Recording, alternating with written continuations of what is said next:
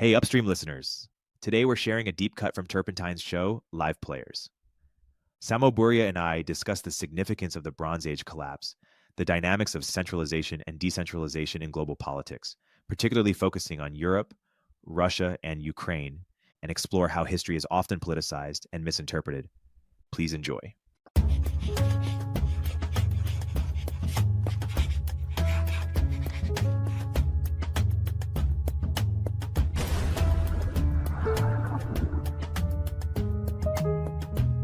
Excited to get deeper into some areas of your piece. One of those is the Bronze Age collapse. So, what do you find particularly interesting or noteworthy, or about this? Is one of your most popular pieces? Well, I think it is important primarily for its historical significance, and I wove it into this and other pieces because it demonstrates that you can have actual, undisputable technological backsliding happen in a rather advanced and sophisticated civilization. It's not simply the case that as soon as we have writing, we are on a one-way ratchet where knowledge is only accumulated and it's never lost, where technical sophistication only rises and it never dissipates.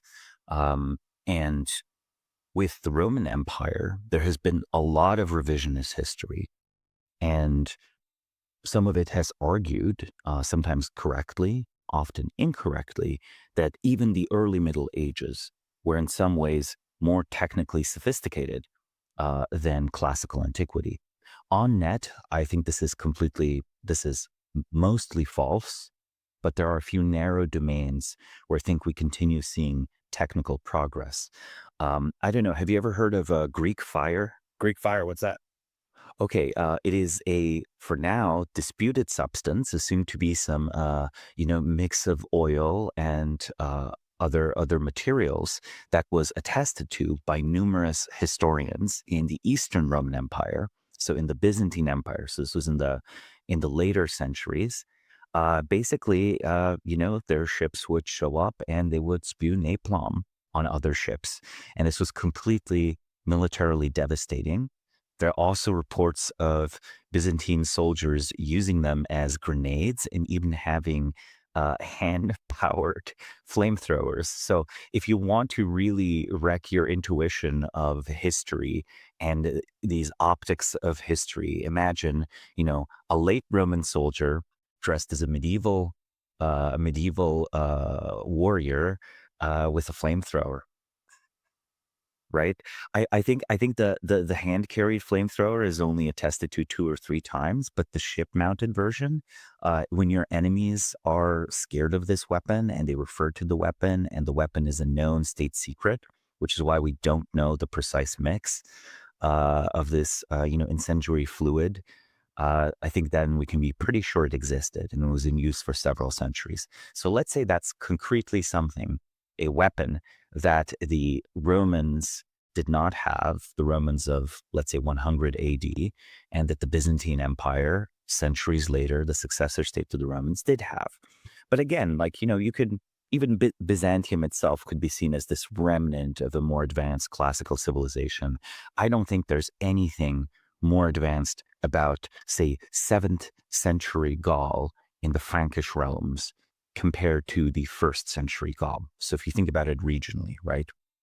But note, I have to talk about all these complexities, right? When talking about the Roman Empire, we have these deep cultural intuitions about what the story is. It's like, light of civilization and barbarian hordes. What about something that's more unknown? This other story, this other play happens thousands of years earlier, thousands of years before Byzantium, right? So it's not 1000 AD, it's 1000 BC. So by the time the Roman Empire was just beginning its ascent, the history of the Bronze Age collapse was already forgotten and ancient. Say people in classical antiquity, they did believe Troy existed. And we now know that Troy did exist, and Troy was a city of this late Bronze Age civilization. And it was, in fact, also destroyed in the so called late Bronze Age collapse. It's called the Late Bronze Age collapse because it is both attested to in the written sources, such as those of the Hittite princes. There's this very theatrical one where we have a clay tablet that was never sent in a ruined city of a Hittite prince desperately asking for military reinforcements against an unknown enemy. And it's like there's something just so kind of remarkable about this. When I read the archaeological paper, the archaeologists think that the clay tablet wasn't even baked, but was baked by the fire that burned up the city. So imagine it's like your unsent email and it's like they're stuck open on a computer screen when the computer's like shattered or something. It's like, that's kind of interesting, right? It was that sudden. And the second reason is there is archaeological confirmation. There's a layer of destruction, not just in the site where, we now believe Troy stood, which has several layers of settlement and resettlement, as many cities do, because city locations are kind of rare, valuable, historically deeply stable. There's a layer of destruction going from the Peloponnesian Peninsula in Greece, all across Asia Minor, into the Levant, right, into the Phoenician and Canaanite and other cities, and down in Egypt. And the Egyptians record numerous invasions by mysterious sea peoples. And we also note that they basically stopped monumental construction for 100 years. The Egyptian civilization is one of the only of the region that survives this collapse, right? The Hittites are gone.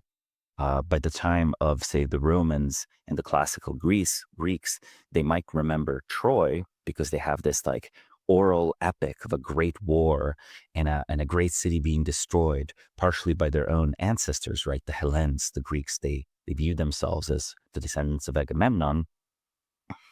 That is, that is remembered, but the Hittite Empire is completely forgotten, only rediscovered in the 19th century. This is why I say that, and by the way, the Hittite Empire, this was this huge polity that was vying with control with the Egyptian Empire, the Egyptian New Kingdom at its peak, fighting many wars and eventually having this sort of peace treaty alliance set up. The Egyptian pharaoh considered the Hittite king a brother and peer, right, an equal. And that was fairly rare for the Egyptians. They were correctly convinced that they were kind of the center of the world at the time. So yeah, I find it fascinating that whole civilizations could be lost to historic memory, that we have a complete loss in some places of metalworking. We have a complete loss of literacy in Greece. Before this, the Minoans and the Mycenaeans are literate, right? And they are perhaps slightly distinct from the Greeks themselves. The Minoan language, especially in its older form, is still somewhat disputed. But it's clearly like, Mycenaean language is an ancestor of Greek. The Greeks stop using writing for 400 years. When they are next literate, when we next find evidence of the Greeks' writing, they borrow the alphabet from the Phoenicians. So this old system of writing is so completely forgotten. And, all of this taken together also shows that it's not just that decline sets in when, like the Romans, you construct basically a world state without external competition other than barbarians. And, a kind of decadence sets in. The Romans conceived of themselves as the universal state. One interesting example of how the Romans did know the world was round and how they were megalomaniacal is I encourage the readers to look up a reconstruction of the statue of Constantine the Great. So Constantine being first Christian emperor, created Constantinople, undoubtedly also a classical Roman emperor, maybe the beginning of, the Byzantine civilization as well. The statue just has him hold an orb, and the orb is just called Terra Orbis, so sphere of the world. So, the Romans were just like, they occasionally would depict Roman emperors as holding an orb, or in a more sinister way, stepping on an orb. And I'm like, okay, global dominance is on their mind, and they know the world is round. And sort of maybe the Middle Ages forget this. Still, the universal state, a lot of people are worried about world government. Why? Because you could have this totalitarian system that decays, And the critics of the Roman Empire would say that, yes, Rome was that in aspiration and also in reality for the Mediterranean. So maybe that's why its civilization started decaying. That's why they were losing technology. That's why their population was going down. And in a way, the barbarians were almost a merciful release. The counter story is also, Rome is civilizing, is bringing technological advancements, law, etc. But the Bronze Age collapse shows that, even if we had a Balaji-style global system of networked states, completely independent cities that are just trading with each other, that might still be a fragile system. Because in the Bronze Age collapse, the key thing was the trade routes bringing tin and copper together to be used for weapons, tools, art. Those were broken. And then bronze became sparse, and then production went down because the security needs were so high. You reused any bronze you had in tools for weapons. And pretty soon, most of the cities were gone. So even decentralization is not a complete insurance. At least political decentralization is not an insurance against civilizational failure. And that's why I think the Bronze Age collapse is so interesting for all of these reasons. Well articulated. We'll continue our interview in a moment after a word from our sponsors. There's a growing expense eating into your company's profits. It's your cloud computing bill. You may have gotten a deal to start, but now the spend is sky high and increasing every year. What if you could cut your cloud bill in half and improve performance at the same time? Well, if you act by May 31st, Oracle Cloud Infrastructure can help you do just that. OCI is the next generation cloud designed for every workload, where you can run any application, including any AI projects, faster and more securely for less. In fact, Oracle has a special promotion where you can cut your cloud bill in half when you switch to OCI. The savings are real. On average, OCI costs 50% less for compute, 70% less for storage, and 80% less for networking. Join Modal, Skygab's Animation, and today's innovative AI tech companies who upgraded to OCI and saved.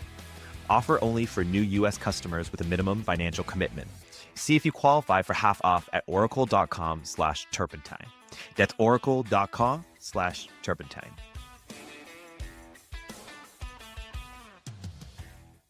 Hey everyone, Erik here.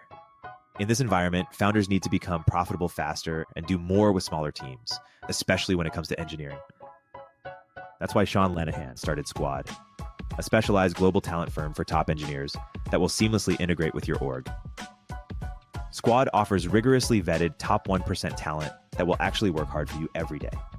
Their engineers work in your time zone, follow your processes, and use your tools. Squad has front-end engineers excelling in TypeScript, React, and Next.js ready to onboard to your team today. For backend, Squad engineers are experts at Node.js, Python, Java, and a range of other languages and frameworks. While it may cost more than the freelancer on Upwork billing you for 40 hours, but working only 2, Squad offers premium quality at a fraction of the typical cost, without the headache of assessing for skills and culture fit. Squad takes care of sourcing, legal compliance, and local HR for global talent. Increase your velocity without amping up burn. Visit choosesquad.com and mention Turpentine to skip the waitlist.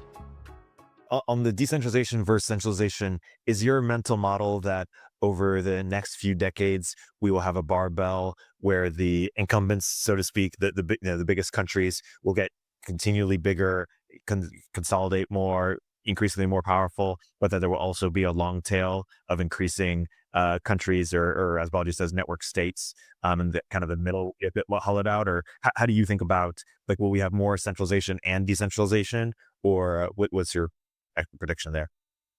I think these trends are very difficult to forecast. In a way, the world was most consolidated in 1947 under 3 large states: the United States, the Soviet Union, and the British Empire. As the British Empire fell, arguably that was already, in some ways, a decentralizing world. But in other ways, it was a centralizing world. Why? All the great powers of Europe were gone, and it was just the Soviet Union and the United States shaping the future of the world. On the other hand, though, there were many small and middle-sized countries that were part of the British Empire that became their own states. The fall of the Soviet Union, again, you could say, oh, was this a decentralizing event or a centralizing event? And I would say it depends on scale. Obviously, Ukraine is an independent country. Estonia is an independent country. Estonia, or at least independent from Russia, right? They both do rely on the NATO alliance and the United States. Estonia became very successful, prosperous. Lithuania, Latvia, a little bit less. Ukraine developed its own deep national identity. Kazakhstan is, geopolitically significant and balances Chinese, American, and Russian interests.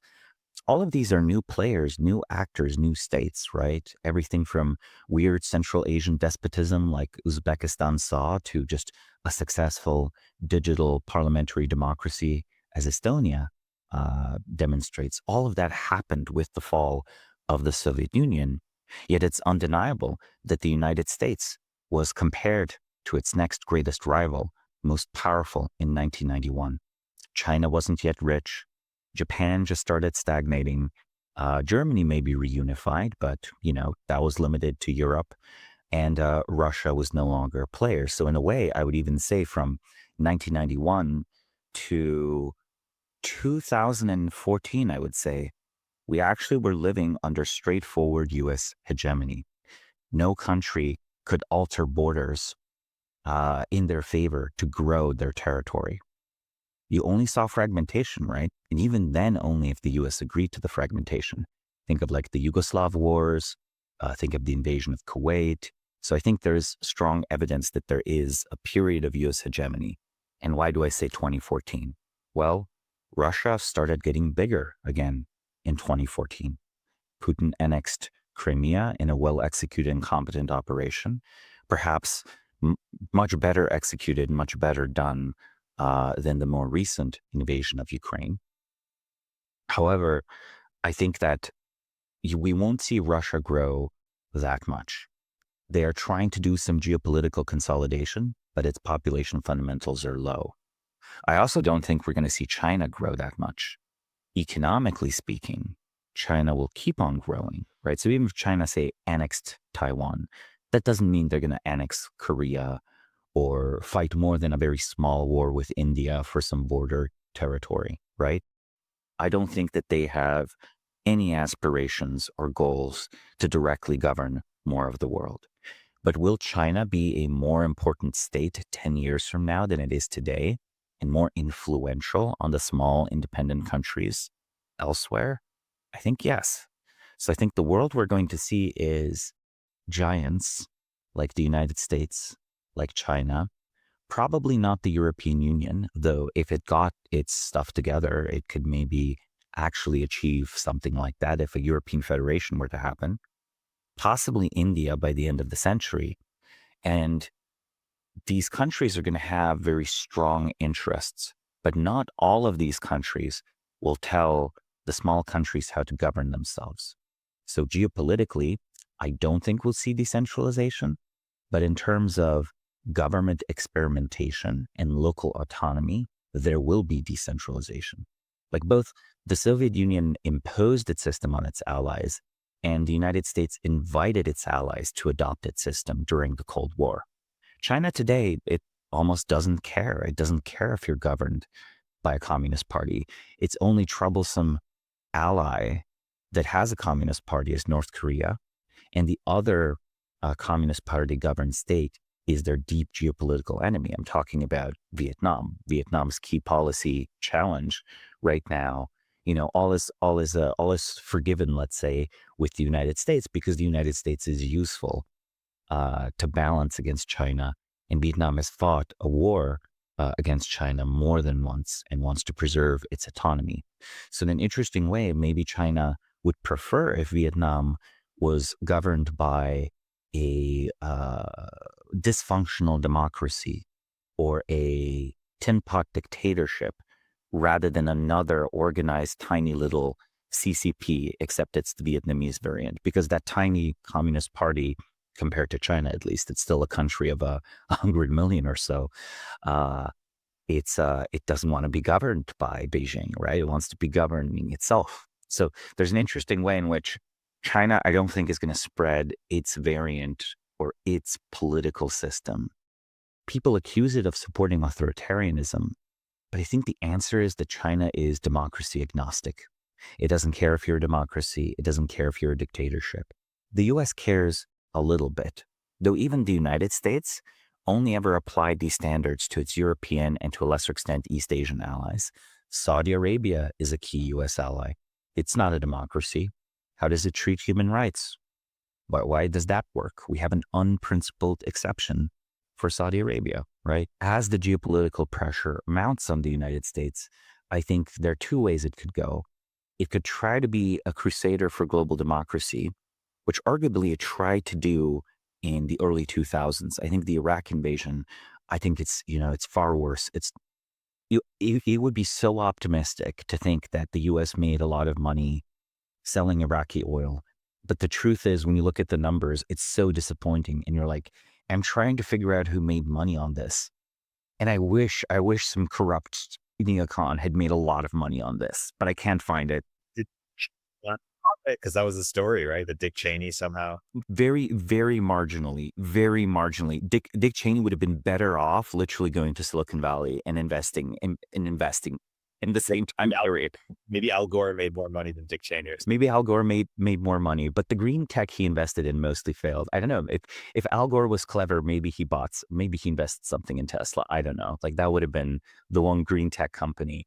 But maybe Al Gore made more with certainly he made more with his media properties, right? Than Dick Cheney did. No, but I think they were acting from an imperialist logic. But it wasn't the imperialism just of oil, though maybe oil justified it. I think it was also a desire to, hey, we're the global hegemon. Right now, we can topple these few remaining dictatorships, Iraq, Iran, North Korea, whatever. Then they're going to be democracies. And then the US is going to be permanently safe and possibly permanently globally dominant. There was the so-called Project for a New American Century. Once you read through all of their texts, you realize this is what it amounts to. It's like the US has the unique opportunity to permanently reshape the global geopolitical landscape, permanently alter politics. We're going to succeed at altering its politics so that they're more similar to ours. And then we're going to be this sort of custodian of this system for another 100 years. I think that project failed, right? I think it failed, but the US might choose to revive it or try to revive it. So that's one variant of the US. I think that's going to be a US that will actually be a hegemonizing force and will prevent autonomy of its European and Asian allies. Because even when we talk about democracy, like what is democracy? Do we mean populist democracy? Or do we mean the kind of democracy where you ask, populist democracy, maybe someone like Orban gets elected. Is that democracy? Is that not democracy? Like Orban in Hungary? And then maybe, the European Commission just runs a referendum until the population gets the right answer. That's what happened with basically the Lisbon Treaty and various other things. You would just run a referendum. People would say no. You'd run another campaign. People would say no. You'd run another campaign. People would say yes. And some countries would have 2 or 3 referendums on the same topic. Is that really democracy? No, but again, these are productive disagreements about the meaning of democracy and the meaning of liberalism and the meaning of rights. And you cannot be a crusader for the whole basket of liberalisms. You can only be a crusader for one. This is as true of liberalism as it is of communism, as it is of any belief system, any religion, right? If we look at the history of the wars of religion, the most pious would often fight the heretics rather than the infidels, the most viciously, right? The most zealous regimes, right?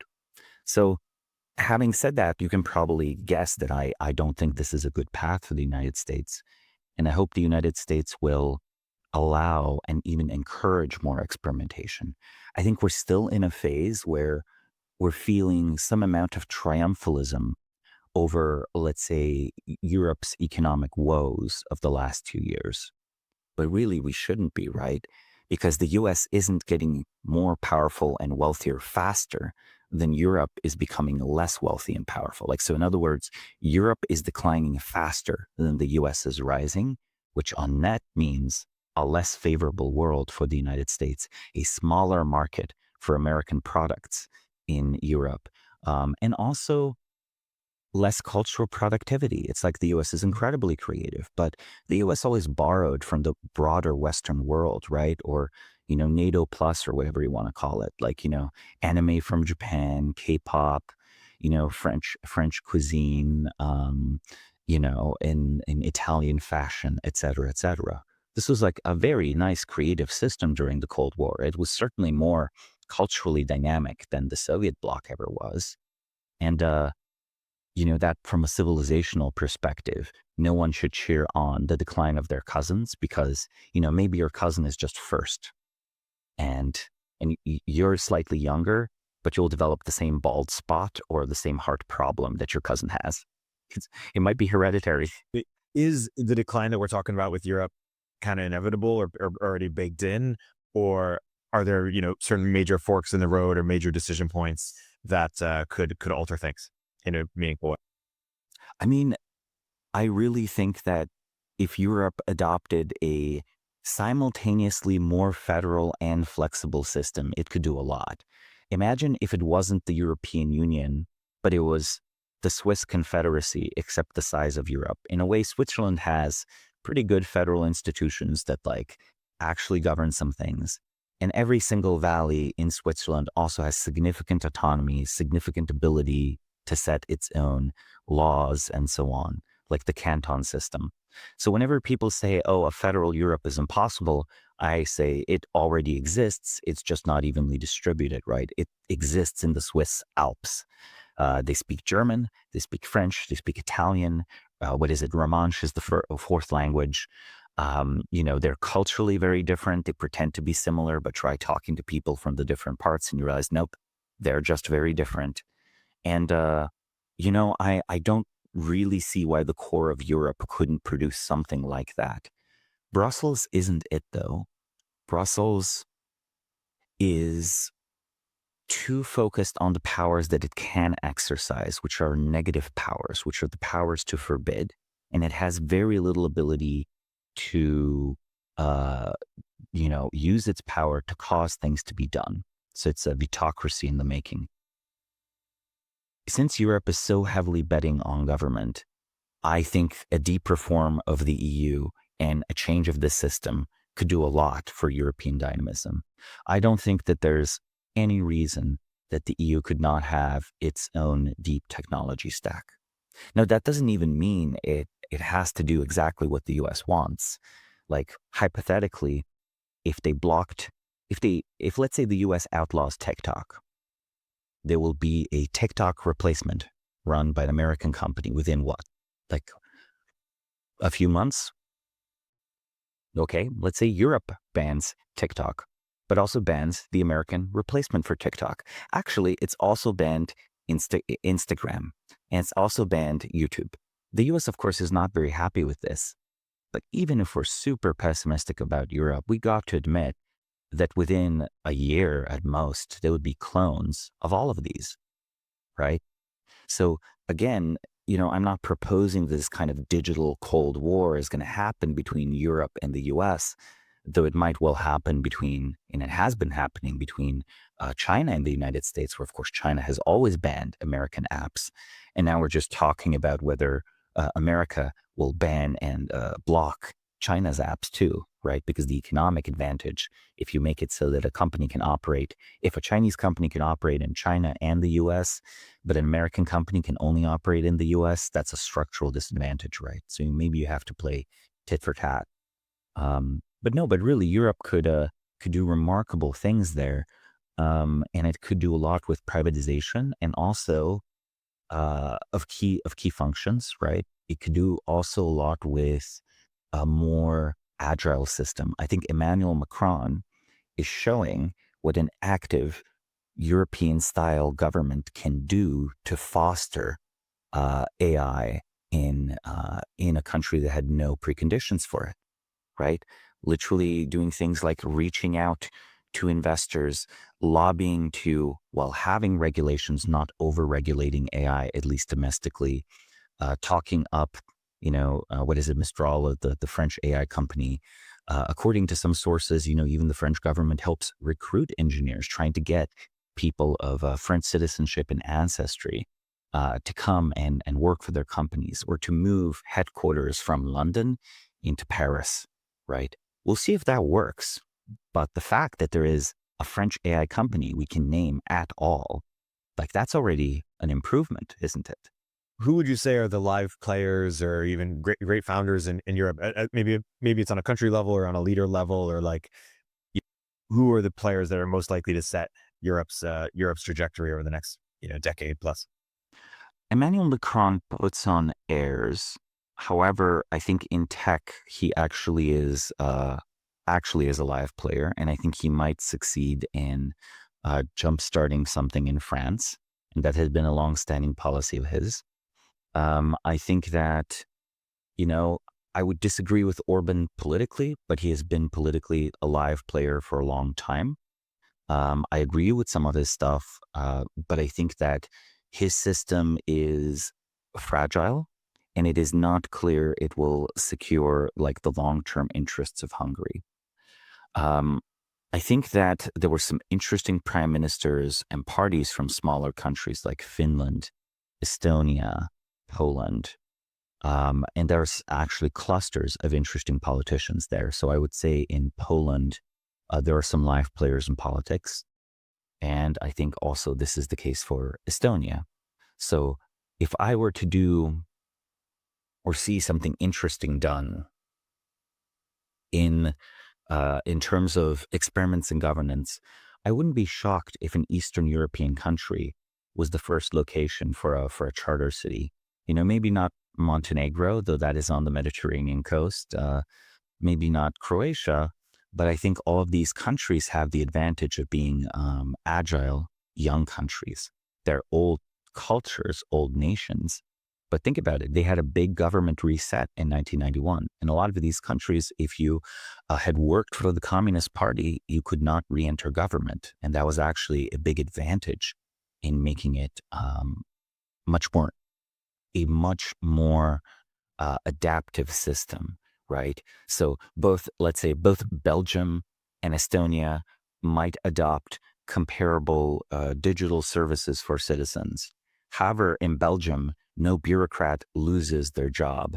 In Estonia, for every Belgian bureaucrat might hire, like for every 2 Belgian bureaucrats might only hire 1 Estonian bureaucrat, right? So the civil service, once already there, if you try to use technology to shrink it, that's politically super difficult because everyone's now implicitly your political enemy. On the other hand, if you've already fired your whole government and you're struggling to build it up, getting all the functions handled, right, that previously were handled by a different regime or even a foreign power, they conceive of it as a foreign occupation in the Baltics. In that case, well, great. Software makes my hiring problem easier. So instead of hiring 10 bureaucrats, I'm going to hire 3 bureaucrats and buy 7 computers, right? And to some extent, they succeeded at that. In that case, the bureaucrats are not your enemies. They're actually like kind of your allies. You just hired them. You're bringing them in. Politically, you have then the capital to reform. So yeah, I think Western Europe, outside of say France, I'm pessimistic on. Northern Europe, I would be optimistic on. So Sweden, Norway, Denmark, they still have a lot of flexibility, a lot of autonomy. Let's remember, Norway is not an EU member state, and Sweden does not use the euro. It's one of the few EU members that retains its own currency and is not tracked to ever basically give it up. So I think Nordic countries have also shown decent economic growth. People in the US might not think of them as such, but they're also among the most capitalist European countries. Like Spotify and IKEA are Swedish companies. And, they're both very consumer oriented, right? We might not, we might make fun of the flat surfaces of the IKEA furniture, but it's flat so that it's easy to ship, bringing down costs. On Orban, just to understand their situation better, what are examples of things you agree with or don't agree with? Well, I think, for example, people pick their political enemies and friends on a very tribalistic level, but I tend to analyze things more from a policy view. I think that they are doing the right thing by giving large subsidies to young families even though they are a poor Eastern European country. Because the truth is, if you are poor and old, you will stay old and poor. But if you are young and poor, your country might yet one day become rich. Now, when I say poor, I don't mean, developing world poor. I mean poor for Europe standards, right? Poorer than average in Europe. And so therefore also poorer than the United States. They have a lot of immigration, as is true of all of Eastern Europe, and they have low fertility. And until recently, they had high mortality. For the last 20 years, the health indicators for Eastern Europe, all of Eastern Europe, have improved massively. Like all of these problems we now mostly associate with Russia, like alcoholism, etc., premature death in middle-aged men, old men, that's been resolved. So, okay, you get a few extra years of people working, a few extra years of good health. That helps their inverted demographic pyramid, because all these countries already have the inverted demographic pyramid where the older population is starting to outnumber at least the childbearing population and the young population as a whole sometimes, right? Childbearing age being, the part of the pyramid that actually can reproduce at any given time, right? So it's very important when that gets outnumbered, because that means that you could even have a fairly old country where the fertility suddenly rises to say, let's say a TFR, a total fertility rate of 1.7 could suddenly spike to 2.7, and the population could keep on getting older for decades to come on average, because there were so few people having those 2.7 babies, right? So few people were in that age range when that statistic changed, right? So I think there's something important there. I think I would agree with it. I don't think it has been enough, but it has made a difference. So I agree with that. Secondly, not every country is really, not every country needs to have a cultural conception of nationalism. Like civic nationalism is, it's very workable, as the US demonstrates, as France demonstrates. But I think, there's no harm in some US allies and some democracies just being nationalist, especially if they're small. It's like, Hungary's not going to go on a bent of world conquest. Their nationalism is frankly, it's harmless geopolitically. And, to some extent, they kind of need forms of nationalism. It's like Quebec. The Quebecois think of themselves as like, 8 million French speakers in a sea, in an Anglophone sea. Like they're on a continent with 400 million English speakers. They're part of a country that's predominantly English speaking. They need to have the sort of like, if they want to continue speaking French and if they care about their children sharing their cultural legacy, they have to do these kinds of subsidies, right? And Hungary, maybe it still technically has more than 8 million people, though I doubt it. I think it's actually about 8 million, because all of these Eastern European states are incentivized to underreport immigration. So there are people who legally on paper live in Hungary, but in reality live in Berlin or live in London or whatever. So I think Hungary is probably around 8 million people. That's comparable to Quebec. And, they don't find themselves on a continent of everyone speaking English, though maybe in the future that's what the EU language will be. I think it's totally reasonable for them to say, hey, wait, we can't actually accept 500,000 young refugees, because if we did, there'll be more young refugees than there are young Hungarians.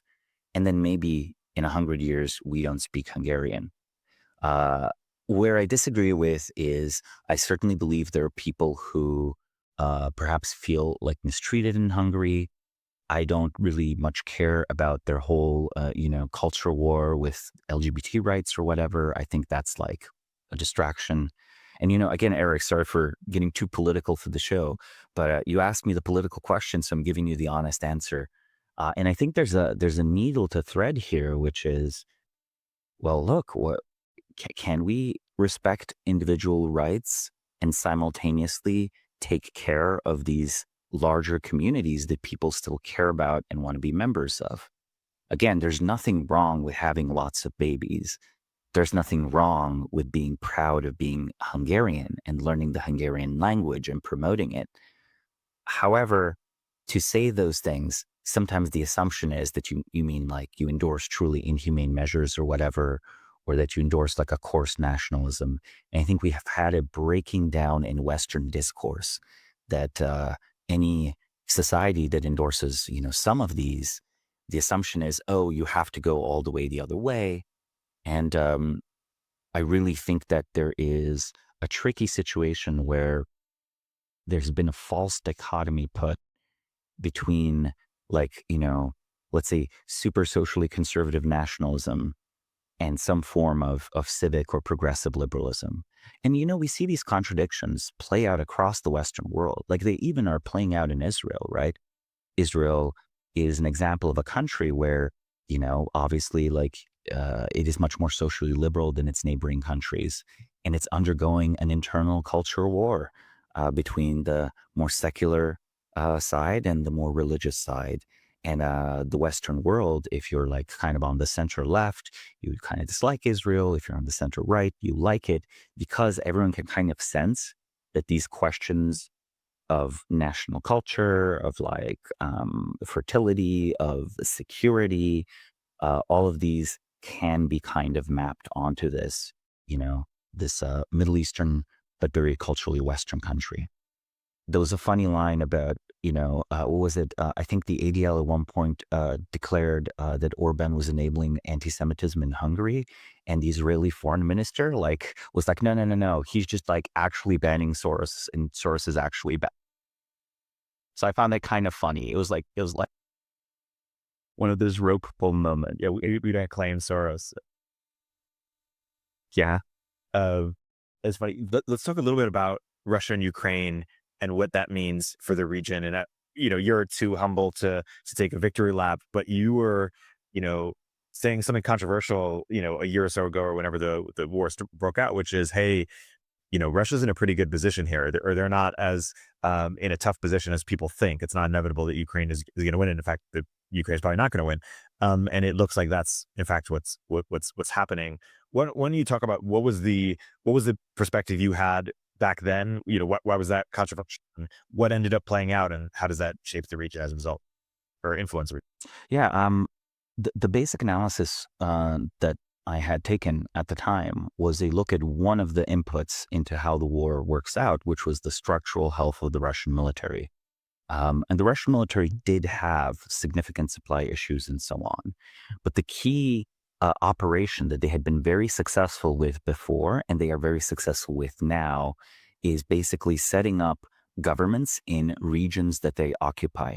Note, we have not heard much about any Ukrainian resistance or insurgency in these significant still occupied areas.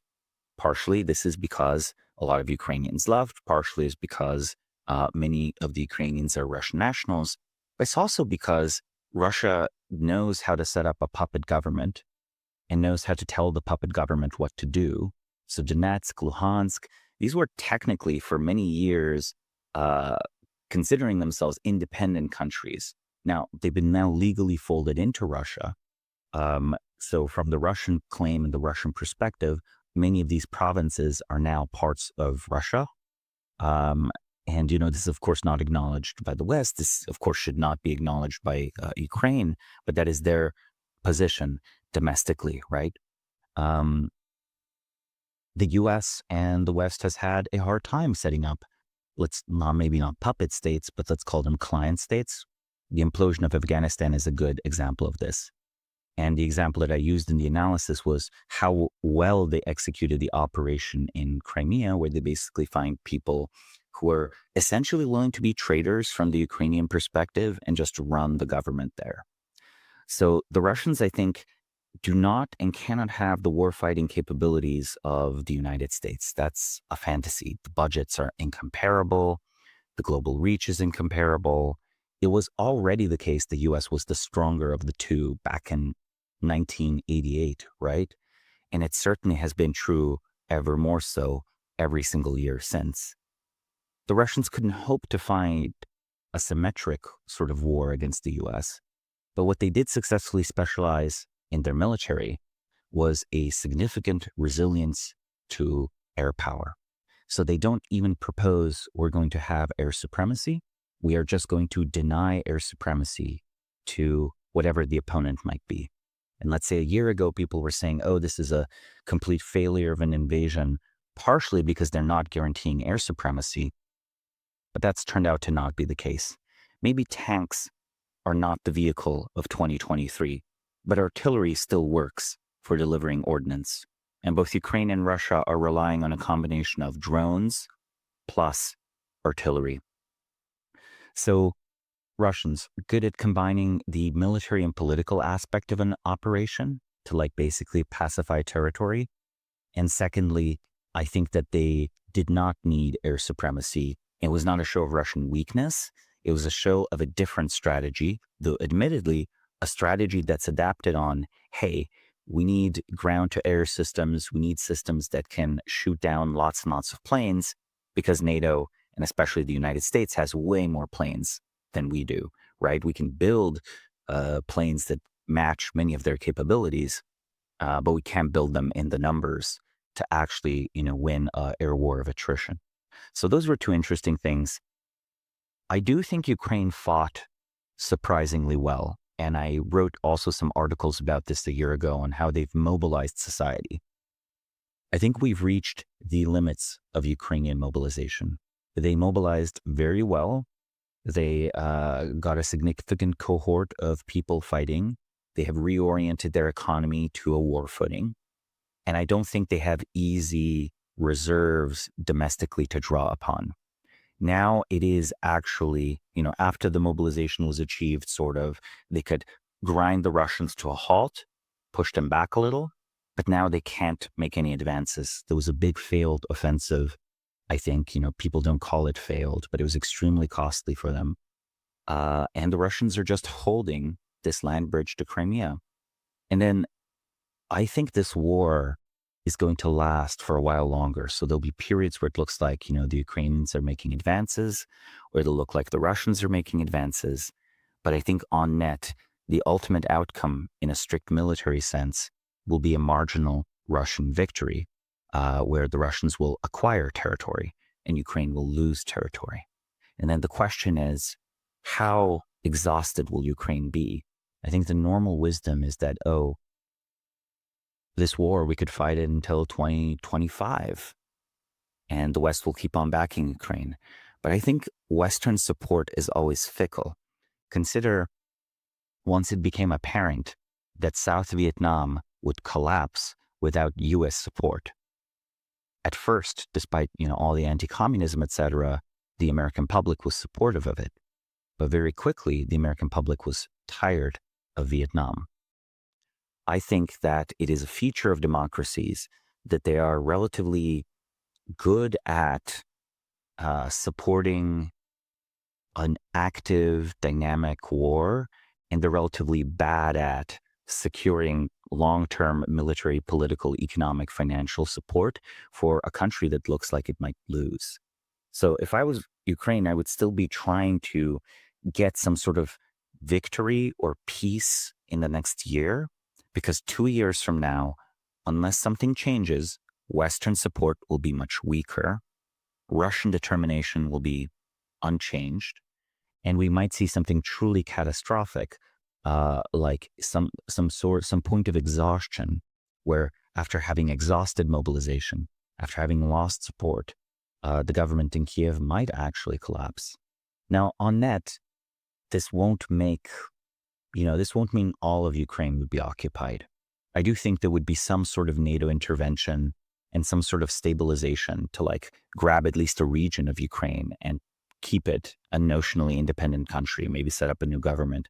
But we could see something for Ukraine catastrophic, like a Russian occupation of Odessa, cutting it off from the sea, or even a Russian occupation of many of the regions east of Kiev, maybe even an occupation of part or all of Kiev again in the future.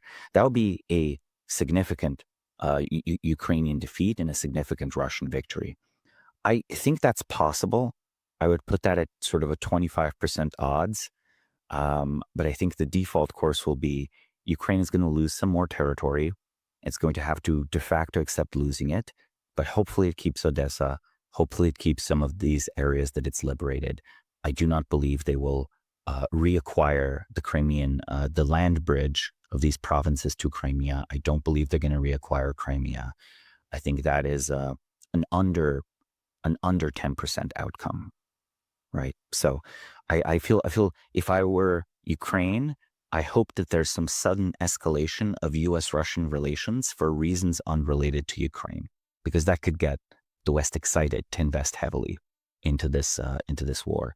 And unfortunately, the West is often a very good short-term ally, but a bad long-term ally, as I sketched out with the dynamics of democracy, PR, public support, political support, etc. There's this famous tweet someone once had was, if you think the news is fake, imagine history. And we're talking about how sort of the Russia-Ukraine war is politicized in terms of what people want to call it. We began the podcast by talking about how our understanding of history is incorrect or flawed in certain ways, or we had discoveries that have changed our perception of history in some ways. Going back to that quote, if the news is fake, imagine history. What are areas in which you think history, our understanding of history is not just incorrect, but almost corrupted, or our state of history is people just don't want to believe certain things or accept certain things or call certain things what they actually are, and thus our understanding of history is just incorrect as a result of some sort of political intervention or meddling or refusal to accept a certain reality. Oh man, there's so many aspects of this, and of course, on some of them, I will be wrong. Though on average, I'm pretty confident in these. One, I think prehistory was much more violent and had much more organized violence and war than the literature has been proposing for the last few decades. I think anthropologists had an ideological bias to try to show a peaceful, harmonious mankind before agriculture, because the sort of pseudo-Marxist view was always that you had sort of primitive communism that was replaced by this slave system, that was replaced by feudalism, that was replaced by capitalism, and then eventually, through post-scarcity, we'll have communism again, right? The idea there was no property and so on, but also the idea that say, patriarchy is a recent imposition on the human species. The matriarchal societies were peaceful, so there's also a feminist variant of it. I think, both of them might well be true in some ways. It's definitely, I would believe lower inequality. I would believe in more matriarchal societies, but those matriarchal societies, the archaeological evidence now shows, were very violent too. And at least they might have been matriarchal, but still a lot of the men were doing the dying and a lot of the men were doing the killing. So maybe the human condition is what it is there.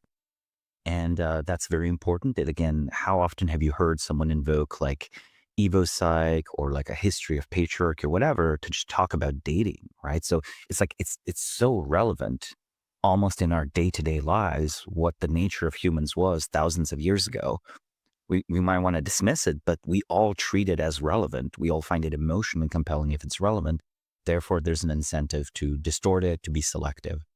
And where does this go further? I honestly think, for example, I think Peter Thiel is correct to think deeply about René Girard and this concept of the scapegoat, because it is one of the few good theories I have for why human sacrifice seems to have been so prevalent thousands of years ago, and why perhaps it even persisted in ways that we don't today recognize as human sacrifice. Like the Roman gladiatorial games began as a religious rite. It began as a fight between two slaves after the death at the funeral of a great, of a powerful, wealthy individual. Like that's very close to the kind of human sacrifice that happened, say, in Egypt or China, where the servants might be killed to be buried with their lady or lord, right? Like there would be some number of them killed to be buried with them to be their servants in the afterlife. But the games became so popular in Rome that eventually they just started throwing the games and kind of forgot about the religious component. But still, so that's an example even of more recent human sacrifice, or like, witch hunts, literal or political, etc. So that's number two. Humans will organize in mob violence against individuals, and justice does not restrain us necessarily.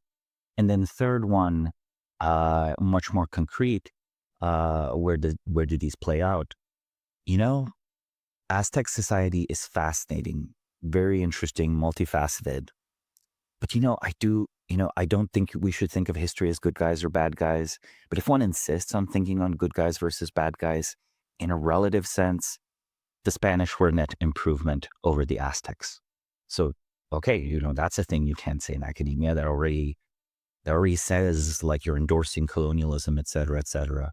But, there's a reason so many native tribes, immediately when this small group of armed Spaniards show up, they rise up in rebellion and pledge fealty to the Spanish because they're like, well, at least you're not going to demand blood sacrifice from us. You're not going to demand tribute for our young people to go be sacrificed by these priests on top of these pyramids. And these were truly huge numbers of human sacrifices. There was a revisionist history that from about like the 1940s onward, the 1950s, many decades, they were trying to downplay the human sacrifice element.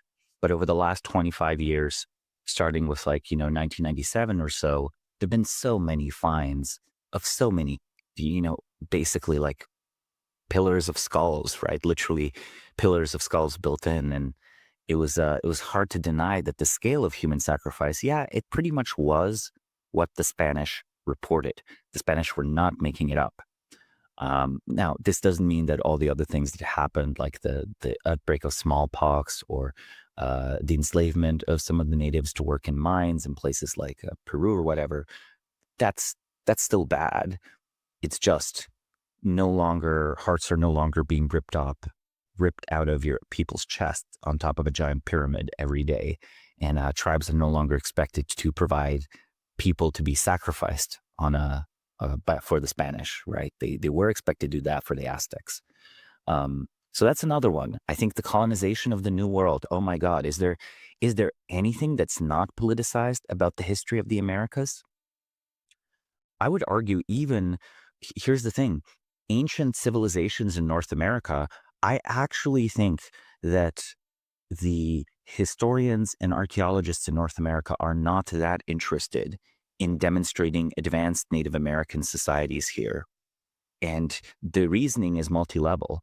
They are supposed to be basically noble savages that we have corrupted with our wicked ways when coming here, rather than they were multifaceted humans with good and bad, where many peoples had over many centuries replaced each other, conquered each other, perhaps built, great cities that were then forgotten, right? I would say that when North America is far too pleasant, fertile, and hospitable a continent to have not had previous advanced civilizations. And I am very skeptical that there have not been more. I'm skeptical of the claim that we simply don't find any. I think we've not done much digging. Archaeology is much less funded in North America than in Europe. And any finds that are found are instantly politicized, and you have to tie them to whatever Native American tribe lives in the region. Where if you listen to the Native Americans themselves, they'll often say, hey, we only moved here 10 generations ago. And before this, here lived giants. And I'm like, are we talking literal giants? Probably no. And this is where I'll loop back to the Bronze Age collapse. The internet, you'll find these conspiracy theories about the Smithsonian destroying giants, right? The giant skeletons of giant people. When the Mycenaean civilization collapsed and these Mycenaean Greek palaces went into ruin, centuries later, when classical Greek civilization emerged, they were convinced these palaces were the work of giants, of Cyclops, right? And then with archaeology today, we found that no, actually, it was Mycenaean Greeks, maybe a little taller, maybe a little shorter. But when you see giant constructions from a long-lost society, you often tell stories of giants. And you're like, okay, previously, giants lived here. This is something that we say around the world. We attribute giant construction to giant people, especially if you can't imagine your small village or your small village of shepherds ever building something like that you see up in the mountains when you go climb there. So I suspect North America's had multiple rises and fall of civilization. I think that if we let go of our ideological preconceptions and dug, we would find some very interesting things. I encourage people to look at the copper plates that are dated. This is mainstream normal history. The Mississippi mound culture and the copper plates found in Cahokia, especially like the largest site. Those copper plates look awfully Mesoamerican to me. So if you were to dig up that whole area and, publicize it and analyze it, I wouldn't be shocked if it turned out that this was a related colony or culture of a predecessor civilization to the Aztecs, maybe even to the Mayans, or a contemporary. And also, I wouldn't be shocked if they practice human sacrifice. And there immediately you see the problem. Imagine we find a big city in North America, obviously populated by Native American people, and totally forgotten culture. We'd never seen them. They might be somewhat related culturally to Aztecs or Mayans or whatever, and they practice human sacrifice. How politically unacceptable would that find be? Like, I just think completely, right? So that's why I'm not avoiding controversies. Like, North America, far too hospitable to have not had civilization. We know there was farming here. We know lots of people died because of the introduction of European, Asian, and African diseases as well. I think Europeans didn't even encounter the great civilizations of North America, but they must have been there. And I think that this is this is something that perhaps first we should dig up Mexico, because in Mexico they are proud of the achievements of the ancients. So maybe we should first demonstrate much older civilization in Mexico before we do the more difficult task of having people look at Mississippi or look at ancient California with fresh eyes. I think that's a great place to wrap up. Kept you a little bit over time, but this has been a great tour of some long history, some stuff on Europe, Russia, and then a little bit full circle at the end in terms of what where history is a little bit politicized or a little bit corrupted. Samo, as always, a pleasure.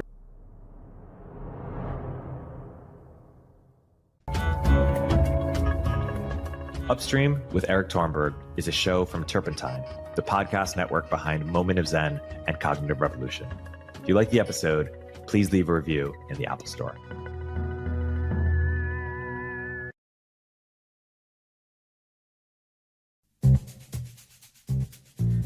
Hey everyone, Erik here. At Turpentine, we're building the first media outlet for tech people by tech people. We're the network behind the show you're listening to right now. We have a slate of hit shows across a range of topics and industries, from our AI and investing cluster of podcasts to shows that drive the conversation in tech with the most interesting thinkers, founders, investors, and influencers, like Econ 102 with Noah Smith. We're launching new shows every week, and we're looking for industry-leading sponsors. If you think that might be you and your company, email me at erikaturpentine.co. That's ERIK at turpentine.co, and let's partner together.